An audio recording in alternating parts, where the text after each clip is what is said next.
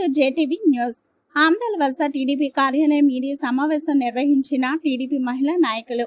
ఈ సందర్భంగా టీడీపీ మాజీ మున్సిపల్ చైర్మన్ తమ్మినేని గీత మాట్లాడుతూ, మా ఎమ్మెల్యే కోన రవికుమార్ పై కేజీబీవీ స్కూల్ ప్రిన్సిపల్ సౌమ్య ఆరోపణల వెనుక రాజకీయ కుట్ర ఉందని, ఎమ్మెల్యే కోన రవికుమార్ పై తప్పుడు ఆరోపణలు చేయడం సబబు కాదు.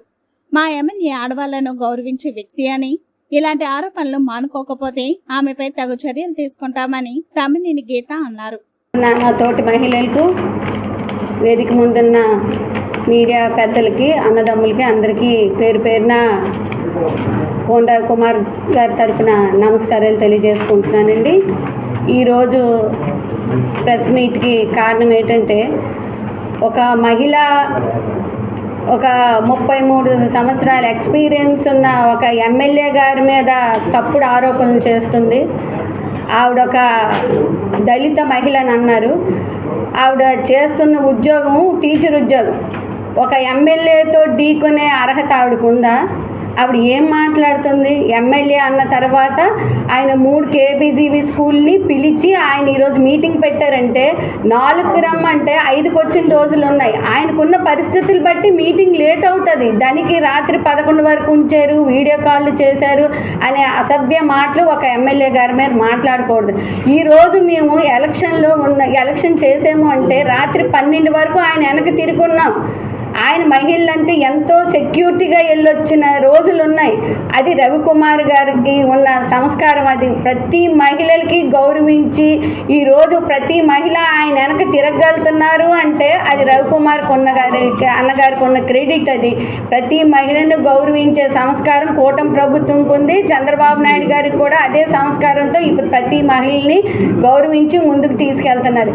ఈరోజు కూటమి ప్రభుత్వంలో ఒక మహిళ గురించే ఒక మహిళ ఎమ్మెల్యే గురించి మాట్లాడే హక్కు ఆవిడకి లేదు. ఆవిడ వైఎస్ఆర్ పార్టీలో ఉన్నప్పుడు 5 సంవత్సరాలు నాకు ఎలాగ ఏది చేస్తే పిల్లలకి ఇచ్చినవి కూడా నేను అమ్మేసి నేను బతుకుతున్నాను, నా హవా చూపెడుతున్నాను, నాకు పెద్ద మనుషుల సపోర్ట్ ఉంది అని అన్నది. కానీ అదే ఇప్పుడు రవికుమార్ గారు ఎమ్మెల్యే అయ్యి 12 నెలలు అయిన తర్వాత కూడా ఆవిడ చలాయింపు ఆయన పిలిచి అడిగినందుకు ఆవిడ ఏదో అనేసారని అనుకొని ఆవిడ మాట్లాడితే అది కరెక్ట్ కాదు. ఎమ్మెల్యేకి సర్వ హక్కులు ఉన్నాయి. ప్రతి ఆఫీసులో ప్రతి స్కూల్లో ఆయనకి అడిగి హక్కు ఉంది. తప్పు చేస్తే ఖండించే హక్కు ఆయనకు ఉంది కాబట్టి ఆయన పిలిచి మాట్లాడారు. దానికి ఆయన ఏదో మాట్లాడారని ఆవిడ చింతాడి రవి గారు చెప్పితే చింతాడి రవి గారు వెనకుండి నడిపిస్తున్నారని అందరికీ తెలుసు. కానీ మున్సిపాలిటీలో రవికుమార్ గారు వెనక ఉన్న మహిళలు ఎలాటోలో చింతాడి రవి గారికి మేము చూపెడతామని నేను మీడియా పరంగా నేను తెలియజేసుకుంటాను. ఏం మాకు మాటలు రావనుకుంటున్నారా? ఆవిడకే మాటలు వచ్చి అనుకుంటున్నారా? మాట్లాడమనండి మా ఎదురుగా. మా అన్న గురించి మేము ఏం చేస్తామో చూపిస్తాం. ఈరోజు చెప్తున్నాను, ఆవిడ ఒక ఎంప్లాయీ లాగా ఉండమండి. చింతాడి రవి గారు కూడా ఒక లెక్చరర్.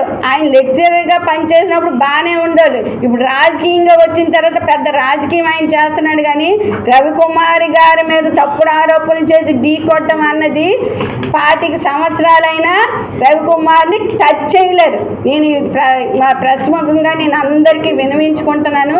ఇదే రాంగ్ మోషన్లో ఆవిడ వెళ్తే మా మున్సిపాలిటీ ప్రతి మహిళ రవికుమార్ వెనకుండి మేము ఏది చేయాలో అది చేస్తామని మీ ప్రెస్ ముఖంగా తెలియజేసుకున్నాను. థ్యాంక్ యూ అని అంటాను.